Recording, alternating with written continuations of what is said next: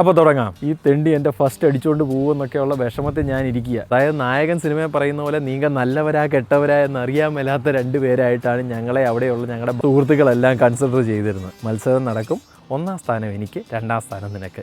ഇവർക്ക് മാത്രം സമ്മാനം കിട്ടിയാൽ പോരല്ലോ, നമുക്കൂടെ കിട്ടിയാൽ എന്താ പുളിക്കുമോ? നിനക്ക് ചിത്രം രചിച്ചേ അടങ്ങും, അല്ലടാ ഓടാ എന്ന് പറഞ്ഞിട്ട് അവന്മാരെ അടിച്ചു ഓടിച്ച് ഞങ്ങൾ അവിടെ നിൽക്കും. പട്ടിയെ ഇങ്ങനെ വരയ്ക്കുന്നു, വരച്ചോണ്ടേ ഇരിക്കുന്നു. എത്ര വരച്ചിട്ട് ഈ സാധനം പട്ടിയായിട്ട് മാറുന്നില്ല. അപ്പോൾ തുടങ്ങാം. ലാസ്റ്റ് ടൈം ഞാൻ പറഞ്ഞ കഥയിൽ എൻ്റെ സുഹൃത്തായിരുന്ന അസന്മാർഗിയായിരുന്ന സുഗതൻ്റെ ഒരു കാര്യം പറഞ്ഞിരുന്നു. ഈ സുഗതനും ഞാനും ചെറിയ പ്രായത്തിൽ, അതായത് ഈ പള്ളി സൺഡേ സ്കൂളൊക്കെ പഠിക്കുന്ന സമയത്ത് ഒരു വ്യത്യസ്തമായ ഇമേജ് ഉള്ള ആൾക്കാരായിരുന്നു. അതിൻ്റെ ഒരു പ്രധാന കാരണമെന്ന് പറയുന്നത് ഞങ്ങളുടെ ഒരു സാറായിരുന്നു. ഈ പുള്ളി ഞങ്ങളെക്കുറിച്ച് പറയുന്നത് ഞങ്ങൾ വരുന്നത് ബാക്കിയുള്ള പിള്ളേരെ വഴി തെറ്റിക്കാൻ വേണ്ടി വരുന്ന ആൾക്കാരാണ് എന്നാണ് പറയുന്നത്. അതുകൊണ്ട് തന്നെ ഞങ്ങൾ 8ാം ക്ലാസ്സിലൊക്കെ പഠിക്കുന്ന സമയത്ത് പുള്ളി ഞങ്ങളെ പഠിപ്പിക്കുമ്പോൾ ചെയ്യുന്ന കാര്യം എന്താണെന്ന് വെച്ചാൽ, എല്ലാവരും ക്ലാസ്സിൽ വന്ന് ആദ്യത്തെ ഒരു 3-4 റോയിലായിട്ട് ഇരിക്കും. അതിനുശേഷം ഒരു 2-3 റോ ഫ്രീ ആയിട്ട് കിടക്കും. പുള്ളി വന്ന ഉടനെ ഞങ്ങളെ രണ്ടുപേരോടും പറയും എണീക്കടാ എന്ന് പറയും. എന്നിട്ട് ഞങ്ങളെ രണ്ടുപേരെയും കൊണ്ടുപോയിട്ട് ഈ ഫ്രീ ആയിട്ട് കിടക്കുന്ന 3 റോയുടെയും പുറകിൽ 2 കസേര ഇട്ട് വന്നിട്ട് പറയും, നീയൊക്കെ അവിടെ ഇരുന്നാൽ മതി, നീയൊക്കെ ഈ പിള്ളേരുടെ കൂടെ ഇരുന്ന് കഴിഞ്ഞാൽ ഈ പിള്ളേർ മൊത്തം അലമ്പായി പോകുമെന്ന് പറഞ്ഞ് ഞങ്ങളെ അവിടെ കൊണ്ടുപോയി ഇരുത്തുമായിരുന്നു. അതുകൊണ്ട് തന്നെ സാധാരണ പാവം പിള്ളേർക്ക് ഞങ്ങളുടെ കൂടെ കൂടി കഴിഞ്ഞ് കഴിഞ്ഞാൽ അലമ്പായി പോകുമെന്നുള്ളൊരു പേടിയുണ്ടായിരുന്നു. അതുപോലെ തന്നെ ആ സമയത്ത് ഈ പള്ളിയിലുണ്ടായിരുന്ന ഈ അൾത്താരപാലന്മാരായിട്ട് പ്രായമുള്ള ആൾക്കാരായിരുന്നു കയറിയിരുന്നത്. അതായത് ഈ അച്ഛൻ കുർബാനയ്ക്ക് കയറുമ്പോൾ ഉടുപ്പൊക്കെ ഇട്ട് സൈഡിൽ നിൽക്കുന്ന ആൾക്കാരുണ്ടല്ലോ, അതായിട്ട് പ്രായമുള്ളവരായിരുന്നു. അപ്പോൾ പുതിയൊരു അച്ഛൻ വന്നു കഴിഞ്ഞപ്പോൾ പുള്ളി പറഞ്ഞു, ഇനി അവർ വേണ്ട, ചെറിയ പിള്ളേർ വന്നാൽ മതി, സ്കൂൾ പഠിക്കുന്ന പിള്ളേർ വന്നിട്ട് ഇത് ചെയ്താൽ മതി എന്ന് പറയുന്നു. അങ്ങനെ ഇതിന് ആദ്യമായിട്ട് പോയ ആൾ ഞാനും, രണ്ടാമതായിട്ട് വന്ന ഇവനുമാണ്. അപ്പോൾ ഈ ബാക്കിയുള്ള പിള്ളേർക്കെല്ലാം വീണ്ടും കൺഫ്യൂഷനാണ്. ഇവന്മാർ അൾത്താരയിലൊക്കെ കയറുന്നവന്മാരായതുകൊണ്ട് ഇനി ദൈവത്തിൻ്റെ വല്ല അടുത്ത ആൾക്കാരുമാണോ, അതുകൊണ്ട് ഇവന്മാരുടെ അടുത്ത് എന്തെങ്കിലും തെറ്റ് ചെയ്ത് കഴിഞ്ഞാൽ ദൈവം കോപിക്കുമോ എന്നൊക്കെയുള്ള ഒരു സംശയം വേറൊരു കൂട്ടർക്ക്. അതായത് നായകൻ സിനിമയിൽ പറയുന്ന പോലെ നീങ്ക നല്ലവരാ കെട്ടവരാ എന്നറിയാൻ മേലാത്ത രണ്ടുപേരായിട്ടാണ് ഞങ്ങളെ അവിടെയുള്ള ഞങ്ങളുടെ ബാക്കി സുഹൃത്തുക്കളെല്ലാം കൺസിഡർ ചെയ്തിരുന്നത്. പക്ഷേ ഇങ്ങനെയുള്ള പ്രശ്നങ്ങൾ നിലനിൽക്കുന്ന സമയത്താണ് ഞങ്ങളുടെ ഉള്ളിലെ ഹിഡൻ ടാലൻ്റ് എന്താണ് ഞങ്ങൾ രണ്ടുപേരും തന്നെ തിരിച്ചറിഞ്ഞത്.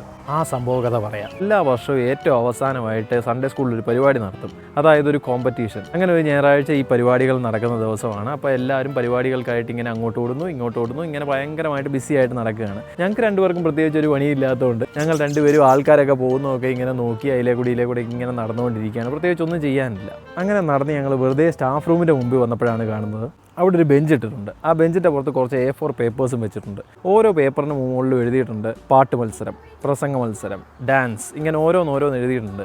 അതിന് താഴെ നമുക്ക് താല്പര്യം ഉണ്ടെന്നുണ്ടെങ്കിൽ നേരെ ചെല്ലുക, അതിനകത്ത് നമ്മുടെ പേരെഴുതി വെക്കുക. ഇങ്ങനെയാണ് അവിടുത്തെ കസ്റ്റം. എന്നിട്ട് ഏറ്റവും അവസാനം ഈ പരിപാടി തുടങ്ങുന്നതിന് തൊട്ട് മുമ്പ് വന്നിട്ട് ടീച്ചർമാർ ആ പേപ്പർ എടുത്തുകൊണ്ട് പോയിട്ട് അതിനകത്തുള്ളവരുടെ പേര് അനൗൺസ് ചെയ്യും. അവരെല്ലാം വന്നിട്ട് കോമ്പറ്റീഷനിൽ പങ്കെടുത്തിട്ട് പോകും. അങ്ങനെയാണ്. അപ്പോൾ ഞങ്ങൾ വെറുതെ ഇങ്ങനെ ഓരോന്ന് നോക്കി. പാട്ട് മത്സരം, ഗ്രൂപ്പ് സോങ്, അങ്ങനെ ഓരോന്നും ആൾക്കാർ പേരെഴുതിയിട്ടുണ്ട്. ഞങ്ങൾ നോക്കുമ്പോൾ ഒരു സാധനത്തിനകത്ത് മാത്രം ആരും പേരെഴുതിയിട്ടില്ല. ചിത്രരചന എന്ന് പറയുന്ന മത്സരത്തിന് ആരും പേരെഴുതിയിട്ടില്ല. പെട്ടെന്ന് ഞാൻ സൈഡിൽ കൂടെ പോയി ഒരു പയ്യനെ പിടിച്ച് നിർത്തിയിട്ട് ചോദിച്ചാൽ, ചിത്രരചന എന്ന് പറഞ്ഞാൽ ശരിക്കും എന്താണ് പരിപാടി എന്ന് ചോദിച്ചപ്പോൾ പറഞ്ഞു, അത് ചേട്ടാ ബൈബിളിലെ എന്തെങ്കിലും ഒരു സന്ദർഭം പറയും, ആ സന്ദർഭം നിങ്ങൾ പടം വരച്ച് കൊടുക്കണം, ഏറ്റവും നല്ല പടത്തിന് സമ്മാനം കൊടുക്കും, അങ്ങനെയാണ് പരിപാടി എന്ന് പറഞ്ഞു. അപ്പോൾ അത് കേട്ടപ്പോൾ കൊള്ളാം, നല്ല പരിപാടി. ഞാൻ അപ്പോൾ തന്നെ അവൻ്റെ അടുത്ത് പറഞ്ഞു, നീ പോയി 2 പേന എവിടെന്നെങ്കിലും ഒപ്പിച്ചുകൊണ്ട് വരാൻ പറഞ്ഞു വരട്ടി. നേരത്തെ പറഞ്ഞ പോലെ മൊത്തം ജാട കളിച്ചാണ് ഞങ്ങളും നടക്കുന്നത്. അപ്പോൾ ഞാൻ പറഞ്ഞിട്ടുണ്ടെങ്കിൽ ഇവൻ പോയി എവിടുന്ന് 2 പേനയൊക്കെ കൊണ്ടുവന്നു. ഉടനെ എൻ്റെ സുഹൃത്ത് സുഗതൻ ചോദിച്ചു, എന്തിനാടാ പേനാന്ന് ചോദിച്ചപ്പോൾ ഞാൻ പറഞ്ഞു, എടാ ഒരു പരിപാടിയുണ്ട്, ഈ ചിത്രരചനയ്ക്ക് ഇതുവരെ ആരും പേര് കൊടുത്തിട്ടില്ല, നമുക്ക് 2 പേർക്ക് ഇവിടെ നിൽക്കാം, നമ്മുടെ 2 പേരുടെയും പേരെഴുതി വയ്ക്കാം. ഇനി ആരെങ്കിലും ഇതിന് പങ്കെടുക്കാൻ വേണ്ടി വന്ന് പേരെഴുതാൻ വന്നാൽ അവന്മാരെ നമുക്ക് അടിച്ചു ഓടിക്കാം. ഏറ്റവും അവസാനം നമ്മൾ 2 പേര് മാത്രമേ ഉണ്ടാകത്തുള്ളൂ. മത്സരം നടക്കും. 1ാം സ്ഥാനം എനിക്ക്, 2ാം സ്ഥാനം നിനക്ക്. ഇവർക്ക് മാത്രം സമ്മാനം കിട്ടിയാൽ പോരല്ലോ, നമുക്കൂടെ കിട്ടിയാൽ എന്താ പുളിക്കുമോ എന്ന് പറയുന്നു. അപ്പോൾ അവനും ആ ഐഡിയ ഇഷ്ടപ്പെടുന്നു. അങ്ങനെ ഞങ്ങൾ 2 പേരും ഞങ്ങളുടെ പേരെഴുതി വെച്ചിട്ട് പിന്നെ അവിടെ കാവൽ നിൽക്കുന്നു. ആരെങ്കിലുമൊക്കെ എന്തെങ്കിലും പേരെഴുതാൻ വരുമ്പോൾ ഞങ്ങൾ ചോദിക്കും, എന്തിനാടാ എഴുതാൻ വരുന്നത്? അവനെപ്പോൾ പാട്ടെന്ന് പറഞ്ഞാൽ എഴുതിയിട്ട് പോകും, അല്ലെ വേറെ എന്തെങ്കിലും പറഞ്ഞാൽ എഴുതിയിട്ട് പോകും. ചിത്രരചന എന്ന് പറഞ്ഞു കഴിഞ്ഞാൽ നിനക്ക് ചിത്രം രചിച്ചേ അടങ്ങും, അല്ലടാ ഓടാ എന്ന് പറഞ്ഞിട്ട് അവന്മാരെ അടിച്ചു ഓടിച്ച് ഞങ്ങൾ അവിടെ നിൽക്കും. ഏറ്റവും അവസാനം കോമ്പറ്റീഷൻ ഓണായ സമയമായപ്പോൾ ഞങ്ങൾ 2 പേരുടെ പേര് മാത്രമേ ഉള്ളൂ. അങ്ങനെ ഞങ്ങൾ 2 പേരും 2 സമ്മാനം കിട്ടുമെന്ന് ഉറപ്പിച്ചു. ഞങ്ങൾ 2 പേരും ചെല്ലുന്നു. ഞങ്ങൾ 2 പേരെ ഒരു മുറിയിലേക്ക് പറഞ്ഞു വിട്ടിട്ട് പറയുന്നു, ഇതാണ് ടോപ്പിക് എന്ന് പറഞ്ഞു ടോപ്പിക്ക് തന്ന ടോപ്പിക് എന്ന് പറയുന്നത് ധനവാനും ലാസറും എന്ന് പറയുന്ന ബൈബിളിലെ ഒരു പോർഷനാണ്. അപ്പോൾ അറിയാൻ മേലാത്തവർക്ക് വേണ്ടി അതിൻ്റെ ഒരു ചെറിയ ഇത് പറയാം. ഒരു വളരെ ധനികനായിട്ടുള്ളൊരു മനുഷ്യനുണ്ടായിരുന്നു. ഈ മനുഷ്യൻ്റെ വീടിൻ്റെ ഫ്രണ്ടിൽ പുള്ളിയുടെ മുറ്റത്തായിട്ട് കിടന്നിരുന്ന ഒരാളാണ് ലാസർ എന്ന് പറയുന്ന ഒരു പാവപ്പെട്ടവനായിട്ടുള്ള ഭിക്ഷക്കാരൻ. അപ്പോൾ പുള്ളി ഒരുപാട് അസുഖങ്ങളൊക്കെ വന്ന് പുള്ളിയുടെ ദേഹം മുഴുവൻ വ്രണങ്ങളൊക്കെയായി. ഈ വ്രണങ്ങളിലൊക്കെ പട്ടിയൊക്കെ നക്കി ഇങ്ങനെ ധനവാന്റെ വീടിൻ്റെ വാതിക്കൽ ഇങ്ങനെ കിടക്കും. എന്നാൽ ധനവാൻ ഇയാളെ ഓടിച്ചു വിടുകയൊന്നും ചെയ്തില്ല, ഹെൽപ്പ് ഒന്നും ചെയ്യുകയും ചെയ്തില്ല. ധനവാൻ ഭക്ഷണം കഴിക്കുമ്പോൾ പുള്ളിയുടെ മേശയിൽ എന്തെങ്കിലും താഴെ വീണാൽ ലാസർ വന്ന് ഇത് എടുത്ത് കഴിക്കും. അത് കഴിച്ചാണ് പുള്ളി ജീവിച്ചിരുന്നത്. എനിവേസ് ഏറ്റവും അവസാനം ഇവർ രണ്ടുപേരും മരിക്കുകയും ഭൂമിയിൽ വെച്ച് ലാസറിനെ ഇഗ്നോർ ചെയ്തുകൊണ്ട് ധനവാൻ നരകത്തിൽ പോവുകയും ഭൂമിയിൽ ഒരുപാട് കഷ്ടതകൾ അനുഭവിച്ചതുകൊണ്ട് ലാസർ സ്വർഗത്തിൽ പോവുകയും ചെയ്തു. ഇതാണ് കഥ. ഈ ഒരു സംഭവത്തിനെ കുറിച്ചുള്ള പടം വരയ്ക്കാനാണ് ഞങ്ങളെ ഏൽപ്പിച്ചിരിക്കുന്നത്. അപ്പോൾ ഞങ്ങൾ രണ്ടുപേരും റെഡി ആയിട്ടിരുന്നു. രണ്ടുപേരും രണ്ട് കോണറിൽ കൊണ്ടുവരുത്തി ഞാനപ്പോൾ പടം വരയ്ക്കാൻ വേണ്ടി വരുന്നു. ഞാൻ ആലോചിക്കുമ്പോൾ എന്താ, വളരെ സിമ്പിൾ, എനിക്കറിയാവുന്ന കഥ. ധനവാനെ വരയ്ക്കുക, മേശ വരയ്ക്കുക, ലാസറിനെ വരയ്ക്കുക, ഒരു പട്ടിയെ വരയ്ക്കുക, മേശപ്പുറത്ത് കുറച്ച് ഫുഡ് വരയ്ക്കുക, തീർന്നു. ഇത്രയും കേസേ ഉള്ളൂ എന്ന് പറയുന്നു.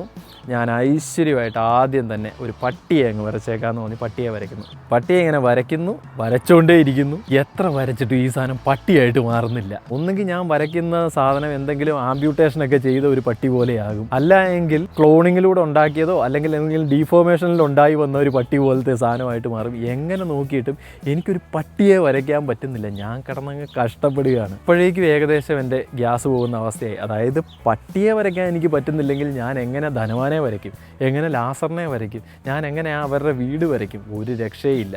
സമയമാണ് ഇങ്ങനെ മുമ്പിലേക്ക് പോവുകയും ചെയ്യുന്നു. ഞാൻ ഇടയ്ക്ക് എൻ്റെ സുഹൃത്ത് സുഗതനെ നോക്കുമ്പോൾ ഇവനിരുന്ന് കാളമ്പൂളോ എന്തൊക്കെ ഇരുന്ന് വരയ്ക്കുന്നുമുണ്ട്. ഞാൻ വിചാരിച്ചു ഞാൻ ഫസ്റ്റ് അവൻ സെക്കൻഡ് എന്ന് പറഞ്ഞത് വേസ്റ്റായി, ഈ തെണ്ടി എൻ്റെ ഫസ്റ്റ് അടിച്ചുകൊണ്ട് പോകുമെന്നൊക്കെയുള്ള വിഷമത്തിൽ ഞാൻ ഇരിക്കുക. എന്തായാലും ഇതിനെ ഇറങ്ങിപ്പോയി, ബ്ലാങ്ക് പേപ്പർ കൊടുക്കാൻ പറ്റില്ലല്ലോ. അവസാനം ഞാനൊരു പട്ടിയെ അങ്ങ് വരച്ചു.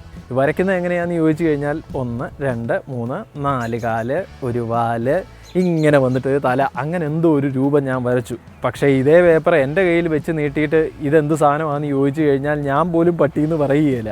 അപ്പം ഞാനിത് എങ്ങനെ കൊടുക്കാൻ പറ്റും? അതുകൊണ്ട് ഞാൻ കുറച്ച് നേരം സ്വസ്ഥമായിട്ടിരുന്ന് ആലോചിച്ചതിന് ശേഷം ഞാനൊരു സൊല്യൂഷൻ കണ്ടുപിടിച്ചു. ഞാൻ പതുക്കെ പട്ടിയുടെ രൂപസാദൃശ്യമുള്ള എന്തോ ഒരു സാധനത്തിനെ ഞാൻ വരച്ചല്ലോ, അതിൻ്റെ സൈഡിലിങ്ങനെ 1 2 3 4 5 എന്ന് പറഞ്ഞിങ്ങനെ ചെറിയ ചെറിയ ചെറിയ ചെറിയ ഡോട്ടഡ് ലൈൻസ് ഇങ്ങനെ വരച്ച് ഈ പേപ്പറിൻ്റെ അറ്റം വരെ കൊണ്ടുപോയി. എന്നിട്ട് ഈ അറ്റത്ത് പട്ടി എന്നെഴുതി വെച്ചു. അതുപോലെ തന്നെ മനുഷ്യനെ വരയ്ക്കുന്നു. മനുഷ്യനെ വരച്ചിട്ട് മനുഷ്യൻ്റെ രൂപമൊന്നുമില്ല, എന്തോ ഒരു സാധനം ഇങ്ങനെ ഒരു വട്ടൻ 2 കയ്യോ അങ്ങനെ എന്തൊക്കെയോ വരച്ച് വെച്ചിട്ട് വീണ്ടും ഡോട്ടർ ലൈൻ ഇട്ടിട്ട് പോയിട്ട് ലാസർ എന്നെഴുതുന്നു. മേശ വരച്ചിട്ട് ഇപ്പുറത്തോട്ട് വര ഇങ്ങനെ ഇട്ടിട്ട് മേശ എന്നെഴുതി വയ്ക്കുന്നു. ചുരുക്കി പറഞ്ഞാൽ ലോകത്ത് ഇത്രയും മോശം ഒരു പടം ഒരു മനുഷ്യനും വരച്ചിട്ടുണ്ടായിരിക്കില്ല. ആ മോശത്തിനെ ഏറ്റവും കൂടുതൽ വൃത്തികേടാക്കാൻ വേണ്ടി ഡോട്ടഡ് ലൈൻ ഇട്ട് സൈഡിൽ അത് എന്താണെന്ന് എഴുതി വെച്ചു എന്ന് കൂടെ പറഞ്ഞു കഴിഞ്ഞാൽ നിങ്ങൾക്ക് മനസ്സിലാവുമല്ലോ എത്ര വൃത്തികെട്ടതായിരിക്കും ആ പടം എന്നുള്ളത്. പക്ഷേ വേറെ ഒന്നും ചെയ്യാനില്ല. വരയ്ക്കാൻ തുടങ്ങി കഴിഞ്ഞപ്പോഴാണ് ഈ വര എന്ന് പറയുന്ന ടാലൻറ്റ് എനിക്കില്ല എന്നുള്ള കാര്യം ഞാൻ മനസ്സിലാക്കിയത്. എനിവേ സമയം തീരുന്നത് വരെ ഞാൻ വളരെ കഷ്ടപ്പെട്ട് പടമെല്ലാം വരച്ചതിന് ശേഷം ടീച്ചർ വന്നപ്പോൾ ടീച്ചറിൻ്റെ കയ്യിൽ കൊടുത്തു, അവനും പേപ്പർ കൊടുത്തു. ഞങ്ങൾ രണ്ടുപേരും പരസ്പരം നോക്കി, എങ്ങനെ ഉണ്ടായിരുന്നടാ നീ ചോദിച്ചു. ഞാൻ പറഞ്ഞു ഞാൻ അത്യാവശ്യം നന്നായിട്ട് വരച്ചിട്ടുണ്ട് എന്ന് പറഞ്ഞു. അപ്പോൾ സുഗതം പറഞ്ഞു ഞാൻ അതിനേക്കാൾ നന്നായിട്ട് വരച്ചിട്ടുണ്ട്, കൃത്യം ക്ലിയർ ആയിട്ട് ഞാൻ വരച്ചിട്ടുണ്ട് എന്ന് പറയുന്നു. അതിനുശേഷം ഞങ്ങളത് മറക്കുന്നു. പല വഴി കൂടെ ആയിട്ട് ഞങ്ങൾ കറങ്ങി തിരിഞ്ഞെല്ലാം നടന്നു കഴിഞ്ഞ് ഏറ്റവും അവസാനം വൈകുന്നേരം ആയപ്പോഴത്തേക്കും പ്രൈസസ് അനൗൺസ് ചെയ്യുകയാണ്. അപ്പോൾ ഇങ്ങനെ എല്ലാത്തിൻ്റെയും പ്രൈസ് അനൗൺസ് ചെയ്ത് ഏറ്റവും അവസാനം ചിത്രരചനയുടെ പ്രൈസ് അനൗൺസ് ചെയ്തു. അപ്പോൾ എൻ്റെ ഉള്ളിലുണ്ട് ഇവന് ഫസ്റ്റും എനിക്ക് സമ്മാനമേ ഇല്ല എന്നായിരിക്കും പറയാൻ പോകുന്നത്. അത്രയ്ക്ക് മനോഹരമായിട്ടുള്ള പടമാണല്ലോ ഞാൻ വരച്ച് വെച്ചിരിക്കുന്നത് എന്നുള്ള തോന്നലാണ് എൻ്റെ മനസ്സിൽ. അങ്ങനെ ഞാനിങ്ങനെ വിഷമിച്ചിങ്ങനെ നോക്കുമ്പോഴത്തേക്കും അനൗൺസ് ചെയ്യുന്നു, ചിത്രരചന ഫസ്റ്റ് പ്രൈസ് എൻ്റെ പേര്, സെക്കൻഡ് പ്രൈസ് ഇവൻ്റെ പേര്. അപ്പോൾ ചില സ്റ്റുഡൻസൊക്കെ ഞങ്ങളെ തിരിഞ്ഞു നോക്കുന്നുണ്ട്, ഓ ഇവർ പടം വരക്കാരായിരുന്നോ, ഇവർക്ക് ടാലൻ്റൊക്കെ ഉള്ള ആൾക്കാരായിരുന്നോ എന്നുള്ള രീതിയിലൊക്കെ തിരിഞ്ഞു നോക്കുന്നുണ്ട്. ഞങ്ങൾ രണ്ടുപേരും ഒന്നും അറിയാത്ത പോലെ ഇങ്ങനെ ആകാശത്തോട്ടൊക്കെ നോക്കി നിൽക്കുന്നുണ്ട്. സത്യത്തിൽ ഫസ്റ്റ് അടിച്ചതിൻ്റെ പേരിൽ എനിക്ക് സന്തോഷം തോന്നുന്നതാണ്. പക്ഷേ എൻ്റെ ഉള്ളിലൊരു ഷോക്കാണ് എനിക്ക് തോന്നിയത്. കാരണം ഞാൻ വരച്ചു കൊടുത്ത പടം എത്ര കൂറയായിരുന്നു എന്ന് എനിക്കറിയാം.